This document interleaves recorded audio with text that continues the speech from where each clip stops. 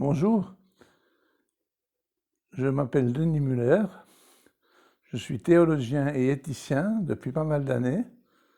J'ai été professeur pendant 25 ans à Lausanne et pendant 4 ans à Genève. Je suis de Neuchâtel et je suis encore très actif pendant le temps de ma retraite.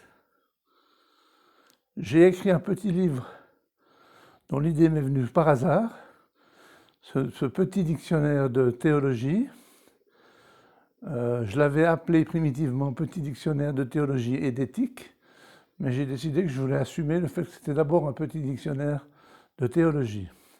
Et j'ai choisi environ 150 termes.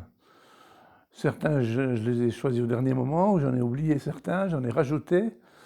Et puis, ils se sont, si je puis dire, enrichis mutuellement. C'est-à-dire que j'en prenais un, je l'écrivais. Je sais que j'ai commencé par terrorisme d'ailleurs.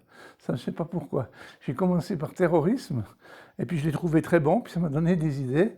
Et puis je me suis dit, ah, si je suis capable d'écrire un article d'une page sur terrorisme aussi bon que ça, je dois être capable de faire mieux sur d'autres sujets. Et j'ai continué sur tous les sujets.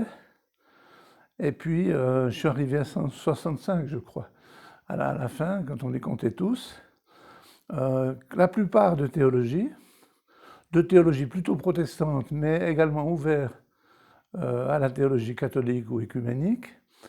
Et puis, en même temps, j'ai saupoudré le dictionnaire de théologie de rubriques éthiques, pour montrer qu'il y avait un lien entre la théologie et l'éthique, puisque j'avais enseigné l'éthique durant 25 ans, durant ma carrière.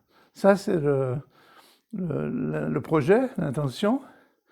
Et pourquoi est-ce qu'on écrit un petit dictionnaire de théologie? On l'écrit parce qu'il est petit. Et puis, il fallait être au clair sur le fait qu'il n'y aurait pas tous les termes, ce ne serait pas complet.